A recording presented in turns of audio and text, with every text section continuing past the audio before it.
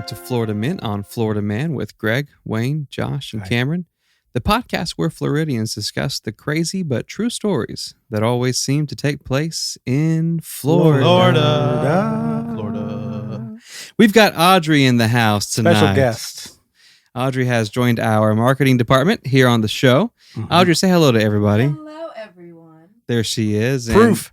She has been doing an amazing job crushing everything. Yep. If you're a new listener, she is why. That is Welcome. it. Thank you. That is it. And so we're happy to be here tonight, full family. Did you guys see Greg glaring at us for letting her say something? Yeah, I don't understand it. And he was like holding up like middle fingers. I don't even know what that means. Well, I mean, that's pretty normal, actually. Okay. Audrey officially has more mic time than Greg. It didn't take long.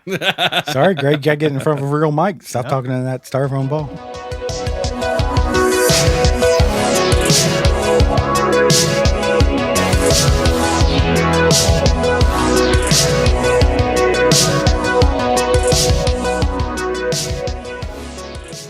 Okay, Florida man All right. Good start.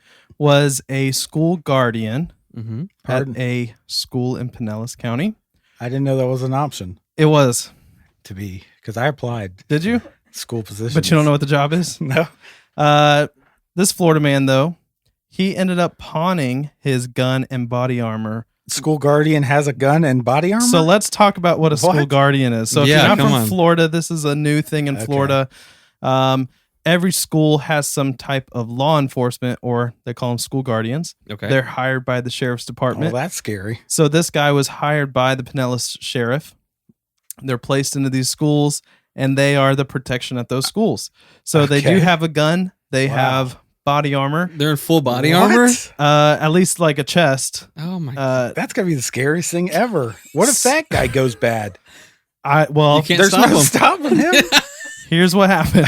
Okay. So Eric Russell is 37 years old. Okay. He got caught pawning his body armor Wow. and his Glock 17 9mm pistol. One of my favorites. And so the only reason they found this out Yeah. was because he was arrested on other charges of domestic battery Oh, my God. and false imprisonment. Wait, so besides the battery, the gun and body armor doesn't even say property of the think school? so. There's Yeah. no serial numbers. Do not pawn. Yeah. I mean, you get keys for certain places like businesses that say do not copy. You would think Right. that Do they'd not have something on the duplicate. gun Yeah. I got tons of those. Yeah.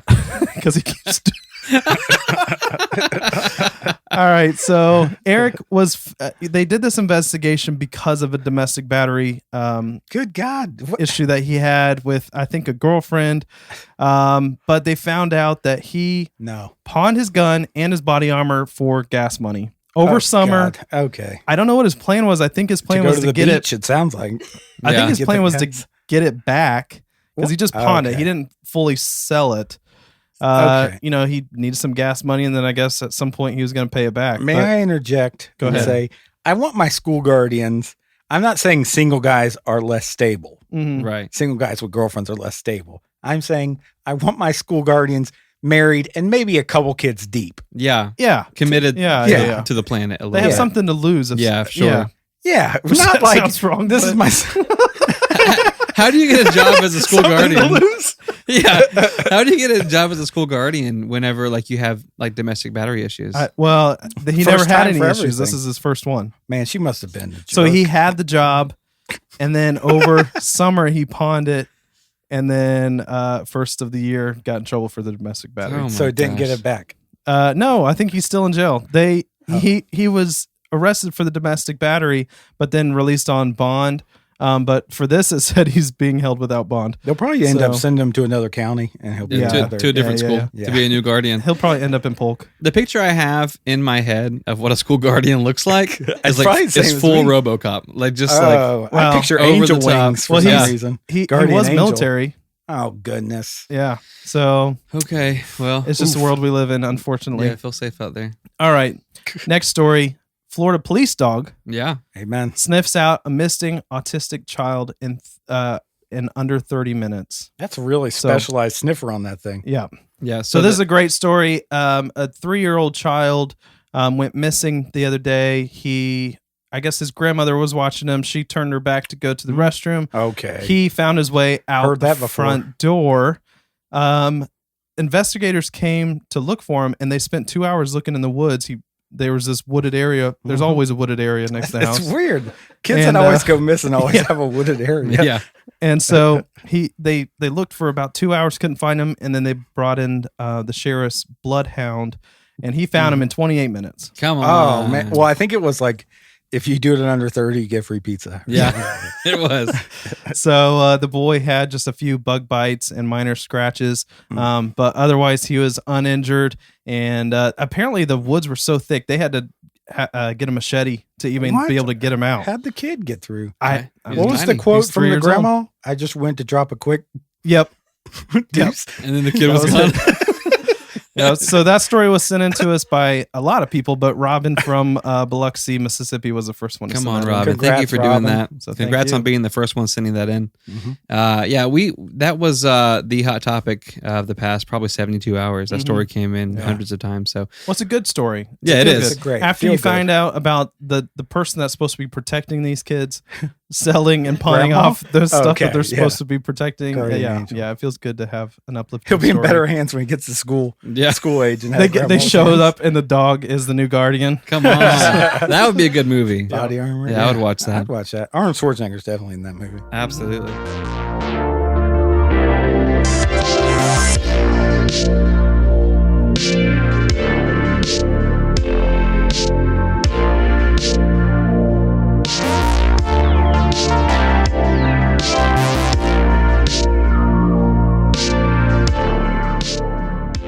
So last week we talked about Annapolis. Yeah. And did. I decided to review the movie. So and last What was week, the movie? Annapolis also. Annapolis. Okay. Yeah, because Yeah, last that's week's what I story was said. about a Navy guy. Yeah, and And Annapolis is like the go-to Navy school in the United States. okay. it is. So And you so- reviewed the movie. Yeah, and it's terrible, but Okay. the review is good. What I didn't like was the fat person trope in the movie. Okay. There's always a fat person Yeah, that they and make fun of. I didn't feel like it should be part of Annapolis, the movie about the Navy. So basically, it opens up with a big guy trying to do obstacle course, and they go, "Hey, twins," and the guy goes, "You know why I call you twins?" And the fat guy goes, "Yeah, because it looked like I had a twin and I ate them." And the guy goes, "Yeah, exactly." That's in that movie? Yes. that's That's a super serious movie. that's I really know. hurtful. I was also shocked by it. And the trope is that fat people hide food. Mhm. Okay. And as a XL, Okay. you know, I eat Hungry Man XLs for lunch. Yeah, yeah. Hungry Man XXLs. Double XL Yeah. sometimes. Well, that's what it is. Double XL. Right. Because kids cuisines I graduated from, Yeah. obviously. You had to burn them all. Yeah, I burned them all. So now I'm on Hungry Man XXLs. Right. And it's a lot of waste of plastic that happens eating Yeah. those. But, That's a different episode. yeah. It is what it is. So I don't hide food personally, Okay. but I have hidden food Okay. before in In the your past. past. Okay. Yeah. And so I just thought I would share that story with you guys. That sounds great. I mean, I feel like we're having a confessional, and this might be good for you to get it out in the open. Well, So we're it's- going back to Josh's Husky days. Yeah, back in those way back then. yeah. Uh-huh. So this is a confessional because now baseball coach will know why he smelled like pickles. Okay. So That's intriguing, actually. So if your old baseball coach is listening, he'll now know why he smelled like pickles. Yes. Okay. Perfect. it was me. I So love it. every baseball coach that smelled like pickles at one point is like, Josh, who? Who is this? Yeah. Right. They're gonna be going through the yearbook. Going, I knew it was him. So basically, I switched schools, and my dad was dropping me off early at the one school. Right. Yeah. Well, I had to switch schools, and he didn't take me again to this school, but found out that a friend of mine drove past the neighborhood Mm-hmm. and went to a private school on the other side of town. Right. So my dad signed me up for that private school. So Just, just because somebody drove past? Yes, Okay. that is the exact reason. so your dad changed schools because you had a ride to a different school. Yeah. Basically. Yeah, we Okay. moved. I didn't have a ride to public school, Right. and then he decided that, well, your friend drives by. Why can't he take you? Okay. So I mean, that makes sense. So any days he missed, I missed. Right. Okay. Any days he was sick, I was sick. But it also worked out where any sports he tried out for Oh, God. or went out for, I had to. Because you had to ride home with him too. because I had to ride home Yeah, with him. He was okay. my ride to school and from school. Okay. Luckily, he wasn't like in trouble a lot, so he didn't get detention. But he played a lot of sports. Okay. This guy was 6'5", 180 pounds. Good looking. Mm. Yeah, I'm 5'8", a Leo. Not good at sports. Not good at the sports that the school played. Okay. Right. Okay. So Bowling wasn't one of those. Bowling was not one of those. Lawn no, darts. no goalie Yeah. positions on the soccer team. So I get there and they go, okay, well, you played soccer, you can play football. So I go, I mean, maybe. So, but Football? apparently, they had like 8 players on the football team, so every person had to play double Right. Both ways. the Jeez. position. Wayne knows this. Yeah. Yeah. So we had 12 players. Wayne can relate to And that. 12 our players. quarterback was also a linebacker. Oh my So they gosh. decide I'm going to be kicker, and I'm like, I'm cool with that. And then they go, but you're also going to be this other position. Yeah. And I'm like, and then they go, well, just take some laps. And Yeah. we'll see what you want. I go, okay, I'm done. I'm done here. So kicking the ball was fine, Yes. but as soon as they said take a lap, I'm like, what is this about? Yeah. I Right. got the golden foot here. wait a sec, but you couldn't go home. So I watched. So you sat and watched football practice every night. So And you quit, but you just had to walk like 5 feet away to sit Yeah, on the bench. it really ticked off the coaches. Yeah. They had a golden foot there, and I had to watch them. I mean, they kick field goals barely over defensive line. Right. They go offensive line, defensive line, and it was just, oh, it was so embarrassing. How So many I- times do you think they talk to each other like, should we just not make them run laps? Just They so he'll kick they the tried ball? to get me to play probably every other day, Yeah. and then I'm like, look at them out there running laps, though. No, none of that. You know my affliction. I can't know. run laps. So of course this guy wants to play more sports. So then it's basketball. Right. Oh, He's 6'5", I'm 5'8", a Leo. Mhm. I can't play basketball.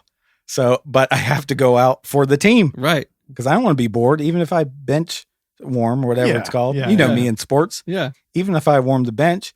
So the first meeting where they introduce people to basketball, they show the basketball, they show the hoop, they show you what the game is. Mhm. I got They kicked, didn't know beforehand. I got kicked out of that meeting. Apparently, You're not even qualified to hear Yeah. what basketball is. jokes are not encouraged in the basketball setting. Oh, Okay. geez. I've always heard that So I had to sit there through practice, through games of another sport. of a whole nother sport. This sport, they weren't jealous that I wasn't playing. They Right. weren't like, oh no, we got another player here. Yeah. So next sport comes, and it's freaking baseball. Okay. So this is where some pickle smelling happens. This is where, yeah, I'm rounding it down. So I make it onto the team. Yeah. But you The- qualify for baseball. Yeah, there's Okay. enough players, so I don't even have to play. Right. He seems Which- like a catcher to me. He's got the, I got the build. physique. That amount of squatting, though, I cannot. If there was a, The squatting is fine. He just couldn't get back up. yeah, I'm like, is there a stool? Can I sit on the stool? So most of the time, I'm warming the bench. Right. Yeah. Most games, most practices, Right. even practices, I'm warming the bench. They don't want me to practice. Right. They don't want me to throw off the good players. Yeah, Exactly. yeah. Like with bad Just get form. in the way. Here, catch, and then it's like way short. Right. Like just sit. You're good. But I had to dress out for the game, which is embarrassing. Right. Mhm. So during all these practices and games, I got very familiar with the concession stand and what goods they sold, snow cone flavors, specials. So I would go to the bathroom in quotations, Right. and then it was on the Yeah, way. yeah. You didn't want to be caught. You Yeah. couldn't tell your coach like, "Hey, I'm going to hit the Yeah, concession do stand." you want anything? Because he was angry. This man was angry. He had some real anger problems. Right. So I go and I'm passing by and I hear, "Hey, Josh." And I mean, I was standing right there Yeah. ordering something. Yeah. So they go, "We got these pickle jars that are full of pickles that we can't legally sell." Okay. That didn't, It's a pickle-free zone. yeah, I didn't hear anything after we got these pickle jars Yeah. and they put them on the table for me to have. They So- they gave you 2 full jars of pickles. 2 full jars Like, of pickles. like Okay. full pickles, or are they like No, slices? No, these aren't slices. And you're These fully are- dressed in uniform for the game. oh, I'm in all my whites. Cleats. Yeah, cleats, whites, Okay. pinstripes, looking good. Right. Armfuls of koshers. Yeah, our Yeah. full coach. So I palm these 2. Yeah. I sneak them back in the dugout, Yeah. and I toss the big. I toss one in the biggest bag I can find Okay. Uh-huh. under the thing. I toss the other, away from the coach's eyesight. Right. And I'm just going to town. Yeah. Just eating pickles. I mean, it's third inning. I was going to say round. It's third round. It's third inning, fourth inning. I'm down on these pickles. Yeah. People are asking me, what's that smell? And I'm like, brother, I don't know. The concession stand. And because I don't want to share these things. Right. No. They're too good. Yeah, I've wasted a lot of energy here watching this game. Right. You've spent a lot of money at that concession stand. Thank you. Yeah. So it gets to like eighth inning. I was going to say round again. Eighth inning. And I guess the coach just says, go ahead. Hell with it. I'm sending out the reserves, which is me. Oh, God. Yeah. Pickle boy, get out there. So by this time, I'm 7/8 through a pickle jar. And you guys know this. I don't like my pickles dry. No, you don't. So I take a swig when I take a bite. Oh, God. And pickle juice? A pickle juice. Because I want the full experience. Yeah. Like sure. it's a gusher. Right. Exactly. And then juice in my mouth. Yeah. So, is there a reason that they couldn't? Are these like expired pickles, by the way? Didn't check. Didn't bother to check. Doesn't matter. No, he was in my brain. He was elbow deep in the jar. If something's pickled, it's always good. Sure. Yeah. He's always said that. It's pickled. It's good. So I take this jog out to right field. Okay. And brother, let me tell you, this jog was not what the doctor ordered for this stomach full of pickle jar. It mixed everything up. And grape snow cone. Oh, geez. And by the time I get out there, there's a cramp. There's a sweating happening. I have like a lot of liquid tears in my mouth, and then and my mouth is salivating. So my eyes I can barely see at this point. Mm-hmm. Right. I'm feeling it. So I'm hunched over out there. They think I'm hunched over because of the jog. I'm hunched over. That's part of it. That's part of it for sure. I'm hunched over because there's a rumbling. Oh yeah. Sure. And at this point, it's like, I don't know, the gods just blessed everyone in the audience, because I feel it coming. And then I didn't hear sounds of the game the whole game, but I hear crack, Josh. And I'm trying to look up. And then it's like the motion of my head looking up caused everything to come up. Oh my gosh. And so I just decide I'm not going to show them my vomit. My coach is probably getting on to me about being hunched over. Yeah. I turn around and I just let loose. It is green and grape, and it it does not taste good coming up. And then I hear 10, 15 feet to my right, doot, doot, doot, doot. And it's a baseball. Oh my God. So I worked my way over there. Yeah. But by this time, green and grape is covering my white dress out. Oh my God. And I get the ball somewhere to somebody. Yeah. I don't remember that Kicked part. it though. Yeah. He forgot what sport he was in. Yeah. I kicked it. Go. So thank goodness that ended the game. Okay. Good. That ended my career in baseball, but didn't end my pickle story. Oh, so geez. I totally forgot about the other pickle jar. The Yeah. other pickle jar, apparently the big bag I tossed it in was the bat bag. Oh Jesus. There is a big bag of bats Right. that you toss bats in. Yeah. Yeah. Bats in glass pickle jars didn't mix. Nobody heard it because of the cheers, I assume.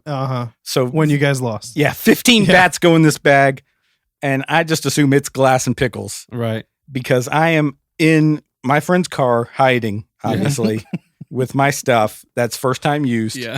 I mean, I was looking good. Shoes brand new, everything, but covered in grape and green. And I see Coach sling this bat bag over him, and he's got his hands full of just bags, coolers, and he's got the bat bag on his back, and it is just dripping green juice down his leg. And I tell you what, I could read his lips from 100 feet away, and him turning around going, what is that smell? Why does it smell like pickles? Oh God. And it was the scariest thing, because I knew he was going to put it together that I was throwing up because I ate 7/8 pickle jar. And he had, God, can you imagine him getting home and unzipping that thing? Glass and pickles. But You can't get that out of that's the the end of my shame. Yeah, I love it. Pickle smell stays with you. It does stay with you. That story's gonna stay with me.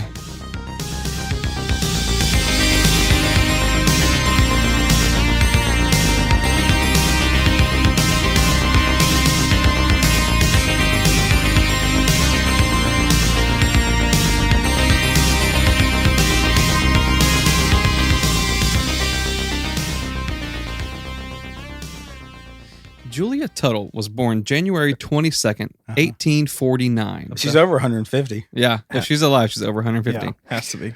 Happy birthday. Her her family lived in Ohio, and they were pretty well off. They weren't mega rich, but her father was a successful businessman, so they lived really comfortably. Mm-hmm. Nice. Julia was a very pragmatic child. Even as a little girl, she had responsibilities that were kind of well above her age range. I'm going to act like I know what pragmatic means. Mm-hmm. She's really good. A lot of kids in the 1800s, they had to do things to kind of pitch in for the family. Yeah. But that mainly applied to poor families because they had to, right? The kids have to contribute. This wasn't the case for Julia because her family was wealthy. She was just so intelligent. They would always kind of give her semi-important things to do. Okay, like work at the pharmacy. Well, Yeah. Sure. Well, for example, Julia's father had her help him keep the books for his company while she was only 8 years old. Wow. Okay, wow.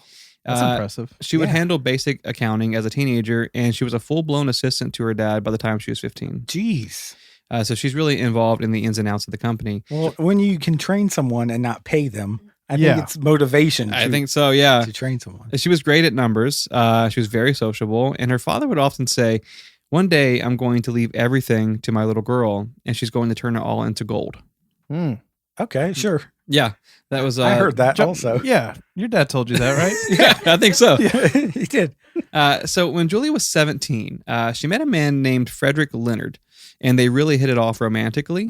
Frederick was also a businessman, and the two were married that same year. Wow, that was quick. I bet kisses happened. Yeah, I think so. It was shortly after her 18th birthday when they got married. Oh, too soon. Made it official. But 1 month after the wedding, Julia's father comes to visit to kind of share some news.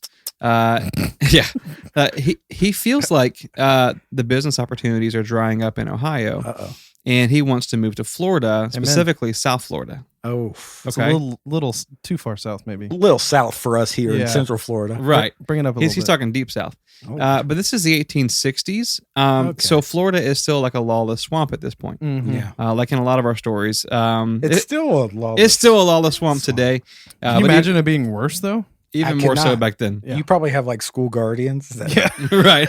Selling off their weapons. Yeah. But Julia, she wants to go with her dad and help him run these new business ventures, which included everything from citrus groves to production factories. Oh, wow. But Julia's husband said no. I don't like him anymore. Right. So this is the 1860s, and it's a very restrictive time for women in society. And so Julia was bound by her husband's wishes. Basically, she had no choice. Also still is. Yeah. No more kisses for him. Yeah. No. So redact those kisses. The issue was Julia's father was an amazing man. Like he taught her how to be strong, had her help run the company, but her husband was the polar opposite. So it was kind of a real shock to her that a man would kind of behave that way, like really controlling. So he didn't show his true colors till later? Right, until after they were married. Oh, don't like that. Well, they got married so quick. She was like 18 years old. I always say show your true colors day one. Yeah. He does say that. His colors are green and purple. Ooh, that's gross. Green and grape. Yeah, green and grape. So culturally, there wasn't much anyone could do to help her. So Julia's father left for Florida, and she had to stay behind in Ohio with her husband. Unless she's handcuffed, she don't got to do nothing. I always say that. You do. But her father did so well in Florida that he ended up becoming a state senator and really influential in the southern part of the state. I feel like in those times, like you can just you aim high and hit it. I know, just try hard. So Julia's husband, he wanted to piggyback off of her dad's success. And so he bought an iron foundry in Florida as an investment. Yes. So basically, he sees his father-in-law doing really well. He uses the name recognition to go, hey, I want to buy this iron foundry and I'm going to kind of run this now. But like the true butthole he was, he withheld all the business details from Julia. But she's so smart. From afar, she's like, she's gonna figure it out. This place is going to the dumps. So even though she was like super good at running a company and like just an amazing person all in all, and also she worked for a living, so he spent their money to buy this and then left her out of the details. She knew nothing about the company or how well off they were financially. I think we should catfish him. Just get him out. But lucky for Julia and everyone else, in 1886, her husband Frederick died. Amen. Oh, wow. Yep. Prayer request answered. Amen. See ya, buddy. See ya, buddy. After his passing, Julia was finally given access to the business endeavors of her husband. I mean, this is a little fishy, though, right? What? It is. Yeah. I'm pro. Are we not going to bring that up? Yeah. Uh-huh. Earl had to Nope. die. Yeah. Oh goodness. But Country basically, song? it turned out he really sucked at running a business. Mm-hmm. He died from it. Yeah. Julia found herself over her head in debt with no way to pay it off. Goodness. But she was determined to solve the problem by herself without asking for help from her father. Mm-hmm. She wanted to kind of fix it on her own. Okay. And so what she did, she took their 4-story home Whoa. and she turned it into a boarding home for girls. Does that make money? Well, it does, because basically wealthy parents would send these girls there to like Oh, it's to one be of those. educated. Oh, Like okay. Secret Garden? Is it Secret Garden? Kind of, yeah. Yeah, And so, we're all Harry green. Potter. right. You're thinking Harry Potter. I am thinking Yeah. Harry Potter. You're right. So she was able to make extra money to pay down the debt, and at the same time, she was basically teaching dozens of girls a year like how they could be strong and independent Dang, like That's her. cool. Okay. That must have been that surge of smart girls that we had back in Mhm. those days. Right. So everything was going really well until 1890 when Julia received a letter in the mail. Her father had passed away in Florida, and the estate was requesting Julia to come manage his affairs. Okay. Jeez, he must have wrote like a lot of positive things about her. Yeah, well, So the estate's like, we got to get her. exactly, because Julia, bound by honor to her father, she sold her home in Ohio and she took everything down south to Florida. And she's like, good luck, girls. Yeah, we'll see ya. Go back to your parents. I got stuff to do. So Julia's father, unlike her husband, was very successful. Mhm. He did exactly like he promised he would do. He left everything in his will to his daughter. Okay, let's see if she can do step 2. So while most people wouldn't have been that impressed with South Florida, Julia absolutely fell in love with it. From the moment she pulled up, she loved it. And so she was quoted as saying, "It may be strange to some people, Okay. but it has become the dream of my life to see this wilderness turn into a prosperous country." That's weird. Josh has that tattoo. He does. That whole thing. On his lower back. It's really uncomfortable. He It was loves tough to get. What was it again? I forget my own tattoo. Sure. It may seem strange to most people, but it has become the dream of my life to see this wilderness turn into a prosperous country. You know what I'm talking about there. Absolutely. When I talk about this wilderness. Absolutely. God bless. So South Florida was one of America's last frontiers. At the time Julia arrived in 1890, only 1,000 people lived there. Jeez. So all the way from the Florida Keys to north of Palm Beach, 1,000 people. Jeez. How do you make money off this 1,000 Yeah. people? So You're taking money from somebody. But Julia basically said, "I believe this area will one day become a great trade center for the United States and all of South America." Yeah, it's right in the middle of everything. Well, I think for her, because her father left her like a huge ton, of resources. Yeah. So where most people saw like a swamp and forest, she was like, "Hey, this is the future. Let's do it." I'm going to make something nice Yeah. out of it." Very cool. So she used the money from her father's estate to purchase 640 acres of land. Jeez. The purchase included an old Spanish fort called Fort Dallas. It was an old United States Navy installation. How do you buy a fort? It was on the property. 640 acres. The fort was there. Did they just forget about it? Well, it was abandoned Jeez. because it was just a jungle. Yeah. You never looked at abandonedforts.com? Yeah, it's one of Josh's favorite websites. Yeah. Well, what's fascinating is this fort was used specifically in the Seminole War, Mm-hmm. and Oh, so it no. had been long abandoned. So Julia converts it into her new home. Okay. Wow. She's living out of a military fort. Now she really is at Hogwarts. Yeah, she's impenetrable. crushing it. Yeah. So basically, she has it converted into a home because she wanted to use it as the center of operations for her South Florida beautification project. This was Sure. going to be kind of like a great talking point. Like, here comes this woman from Ohio Mhm. who bought all of this land, and now she's living down in Fort Dallas. Like, people are talking about Wow. this kind of a thing. Yeah. So Julia knows that she can't do all of this alone. So she starts sending out invitations to really prominent folks in the state. Like businessmen, politicians, bankers, anybody with influence. They're getting a letter from Julia saying, "Hey, come down here to Fort Dallas. Let's talk about some stuff." Yeah, it's tough for me to maintain an entire fort. Yeah, can you please myself. come help me?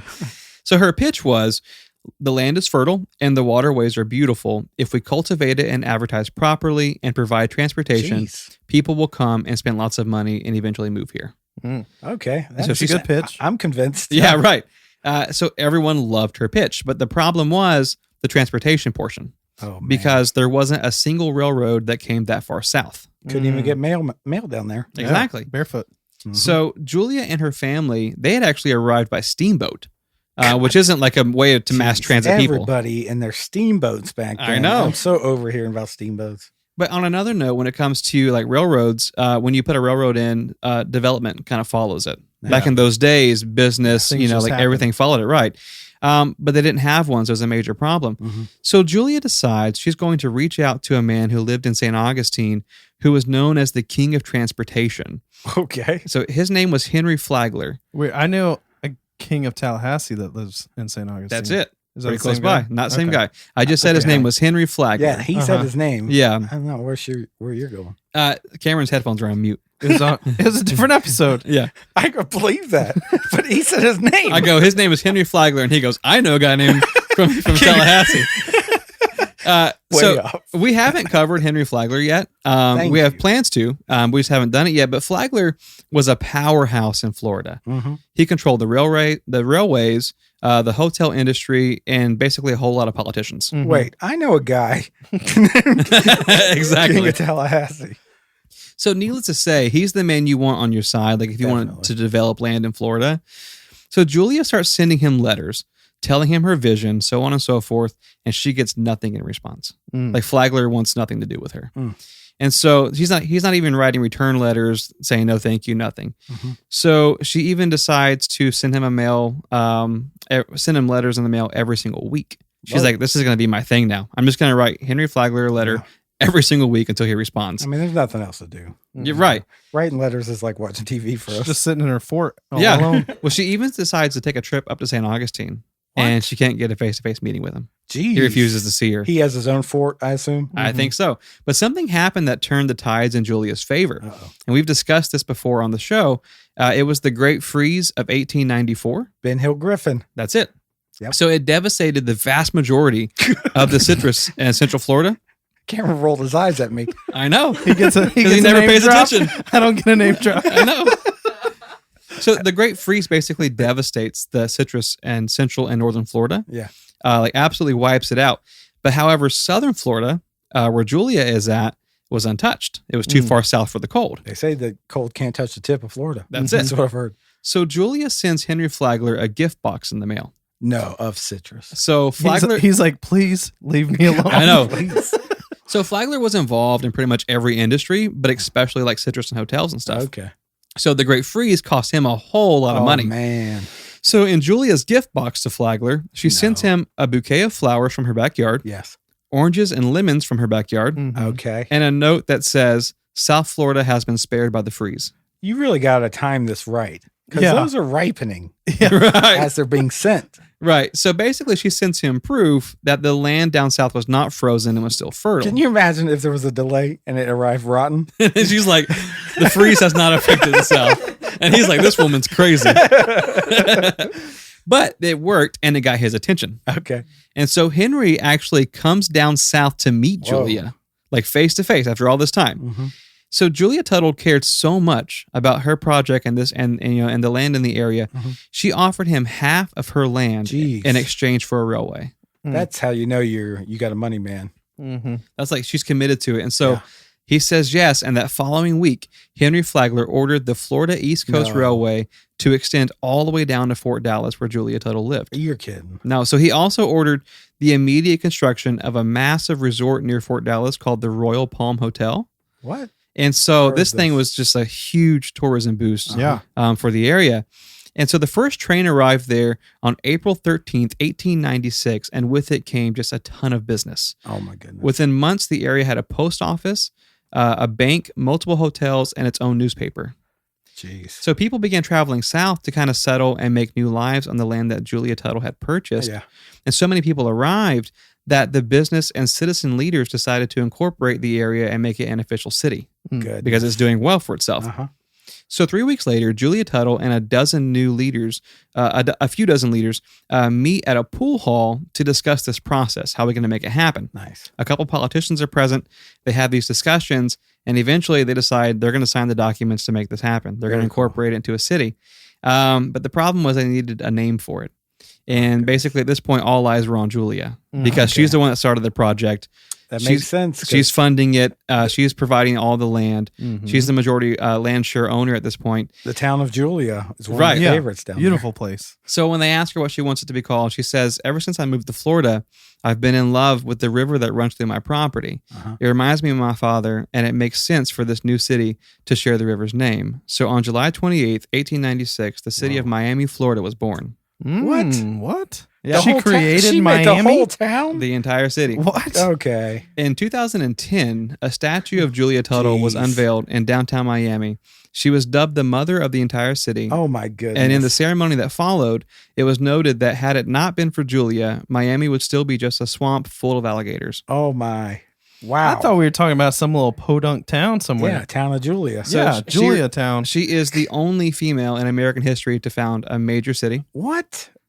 And Okay. what's fascinating about this entire process is that, like, how, basically no one took her serious up Yeah. until, she started putting her money where her mouth was and saying, look, Yeah. I really want this to happen. Man. But Just just, Fort that really did it for her. Yeah. If it would impress me. it was kind of like Yeah. an intimidation. That was like a big move, a big flex. You know what I mean? Like, I live in this fort now. Like, now Come what at- are you going to do? Come at me, bro. Yeah, I think it's the exactly. That's exactly what she said. So, yeah, that was Julia. And what a fantastic Florida Yeah, lady. awesome. Great. Same. Wow. That's awesome. But yeah, so we appreciate you guys listening in this week and every Yeah, week. more and more listeners every week, which Mhm. is really interesting. You guys completely smashed our single day download record last week. We really appreciate that. And we appreciate all of the communication, all the write-ins. Yeah, we're getting great shirt ideas. Yeah. Send Yeah. us. So, please send in more t-shirt ideas. Super creative, but fmofm.com is our website, and our social media platforms are FMOFM podcast Yes. across all of the major outlets. And yeah, we love you guys. We appreciate We you. really do. Really. Really. Cameron really does. I really do. Wow. That's it in there. You guys better get out of here. I really do.